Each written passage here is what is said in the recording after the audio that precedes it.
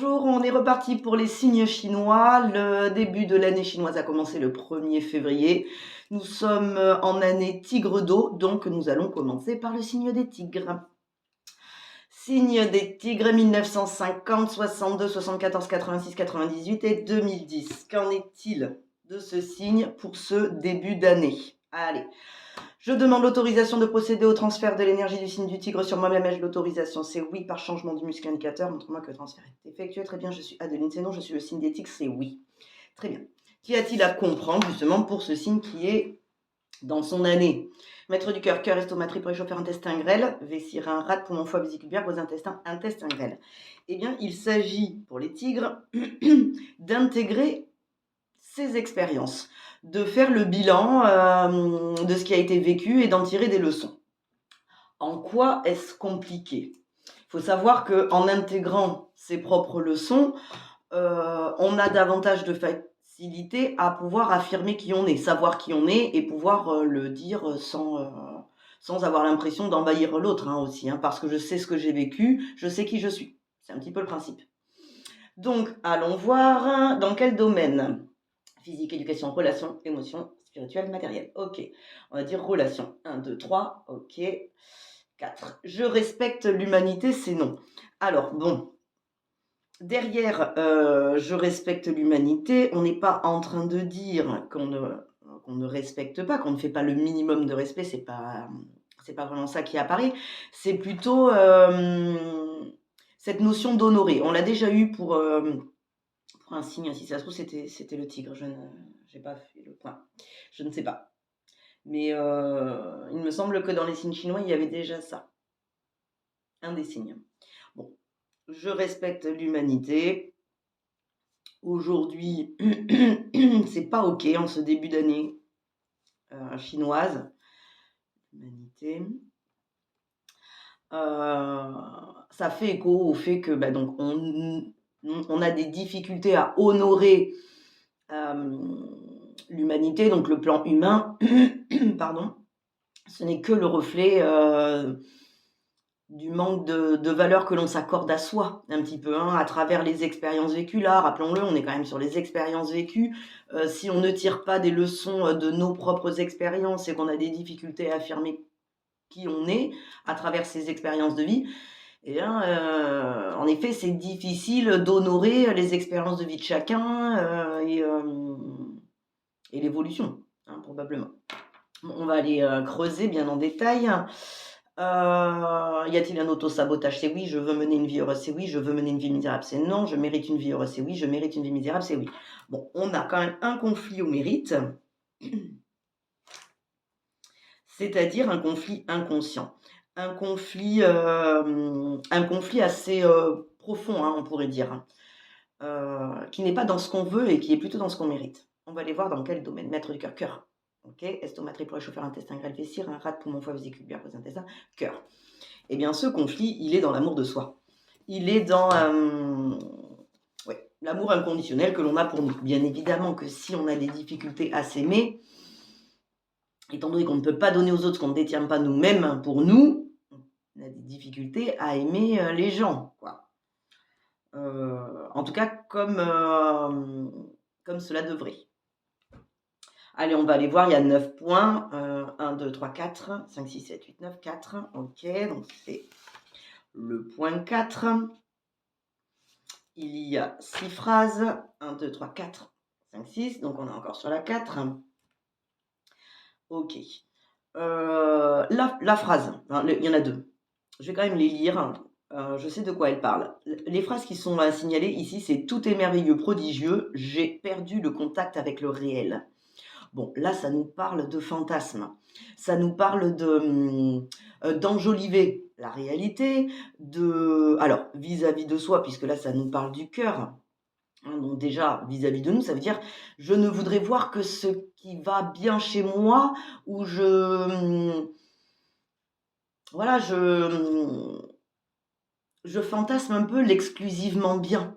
Alors que le réel, c'est yin et yang. Le réel, c'est 50% de choses bénéfiques et 50% de choses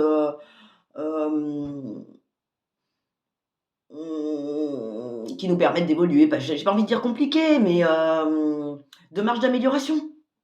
Donc, c'est parce que j'ai 50 d'efforts que derrière je le mérite.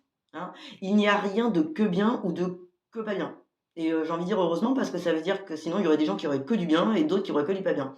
Donc non, en réalité, et c'est ça dont ça nous parle, j'ai perdu le contact avec le réel, j'ai perdu le contact avec le fait de s'aimer dans son intégralité et pas que aimer la partie de soi parce qu'au final ça ne marche pas. La partie de soi qui est bonne, hein, j'entends, celle qui est belle, celle qui est, comme ils disent ici, merveilleux et prodigieux. Nous ne sommes pas que ça. Et si on n'aime que ça chez nous, si on n'aime que ce qui va, c'est pas aimer. C'est facile d'aimer quelque chose qui va que bien. Hein. Le principe, pour le coup, de l'amour inconditionnel du cœur, c'est de pouvoir aimer la globalité de ce qu'on est, de reconnaître les efforts quand il y a besoin d'en faire et de ne pas se jeter la pierre parce qu'on n'a pas réussi à faire aussi bien qu'on voulait. Hein, puisqu'on a toute une vie pour y arriver de toute manière. Donc je vais garder que j'ai perdu. Moi, j'aurais pu garder fantasme, c'est pareil. Bon, c'est pas grave. Le contact avec le réel. En réalité, c'est ça aussi. C'est que si chez nous, on n'aime que ce qui est beau, ce qui est prodigieux et magnifique, en, en rejetant le reste, on ne peut pas honorer l'humanité parce que du coup, on va bien voir qu'il n'y a personne ni rien qui soit que magnifique ou prodigieux puisque tout est 50-50 dans la vie.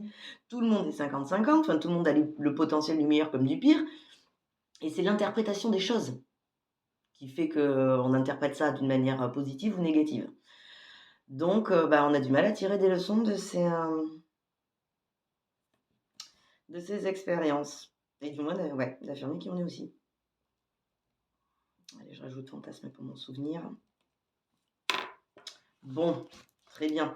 On va aller voir quel est ce sentiment parasite chez les tigres. Conscience, subconscient, corps, indifférence, séparation. Ok, 1, 2, 3, 4. Ok.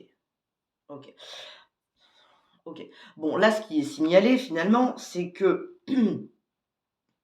on survalorise ce qui va, donc au détriment pas de ce qui va pas, mais de la partie humaine de nous, hein, parce que là, ça nous parle d'humanité, et l'humanité n'est pas que bonne, d'accord, elle a une marge de progrès, heureusement, et que là, en fait, on survalorise ce qui va,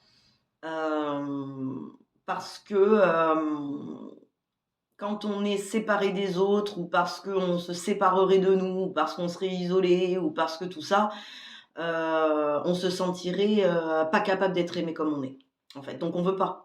On veut, je pense, être dans le groupe, dans la famille, on veut être entouré probablement et donc on va essayer de survaloriser ce qui va. Alors en soi, pas que ce soit négatif de mettre en avant ses qualités, hein. Moi, je suis pour qu'on arrête de regarder nos propres défauts et qu'on développe nos qualités, bien évidemment, mais pas si ça doit, nous plomber, quoi. Pas si ça doit nous faire passer à côté des expériences de vie. C'est-à-dire qu'à un moment donné, il ne faut pas avoir peur de ce qui ne va pas ou de ce qui pourrait aller mieux parce que c'est, le voir et voir l'inconfort que ça provoque permet justement de le transcender en quelque chose de bien. Et c'est parce qu'on l'aura transcendé qu'on aura tiré des leçons de cette expérience-là et qu'on saura à nouveau affirmer, moi je suis devenu papillon, je ne suis plus la chenille. J'ai vécu cette expérience, c'était inconfortable d'être dans mon cocon. Voilà, j'y reste pas non plus. Bon, si c'est le cas, c'est parce que je me ressens, hein, puisqu'on est dans le corps, hein, j'ai la sensation physique de ne pas être aimable, donc capable d'être aimé seule, hein, si je suis séparée des autres. Pardon, j'ai un chat dans la gorge. Est-ce qu'on est pile poil en face? Oui. Je suis en paix dans l'unité? C'est non. Donc ce qu'il y a à récupérer ici, pardon, c'est un sentiment de paix intérieure, un sentiment même physique de paix, en sachant que si nous, on accepte l'entièreté de ce que l'on est et pas uniquement ce qui va, que l'on accepte nos marges d'amélioration, que l'on accepte de ne pas être toujours au top et que c'est OK comme ça, hein, parce que de toute manière, on n'est pas là pour vendre du rêve non plus, on est là pour être nous, avec nos qualités et et nos marges d'amélioration. Donc en étant en paix avec l'entièreté de qui on est au fond de nous, on est en paix avec les autres et on ne se sent pas aimé parce que, on passe un moment avec nous-mêmes. Très bien, hein? Bon, OK. Que faut-il corriger pour en arriver à ce résultat-là? Structure électrique énergétique, OK, 1, 2, 3, 4, 5, 6. 5, 6, OK. Ionisation. Bon, ici, on est sur, une correction, finalement, électrique, hein. En fait, c'est même la base, parce que ça fait partie des prétextes qu'on utilise en kinésiologie. C'est-à-dire de rééquilibrer les échanges, en fait, de rééquilibrer. Là, ça nous parle d'un déséquilibre entre ce qu'on donne et ce qu'on reçoit. Donc, soit on donne beaucoup et on reçoit peu, soit on donne peu et on reçoit beaucoup, soit on donne beaucoup aux hommes, au genre masculin, et peu aux femmes, ou vice versa. Enfin bon, il y a un déséquilibre avec nous-mêmes, en fait. Il y a un déséquilibre. Chacun a son propre équilibre, hein, chacun, doit voir et doit faire sa balance interne. Et là, ça nous parle juste que pour le tigre, c'est déséquilibré. Il n'y a pas cet équilibre qui fait qu'on se sent finalement en paix et qu'on se sent bien. Je pense que, quand même, avec ce qui vient d'apparaître, si on se sent non aimé parce qu'on serait séparé des autres, j'ai envie de dire qu'il y a quand même une tendance à donner beaucoup et recevoir peu, à mon avis.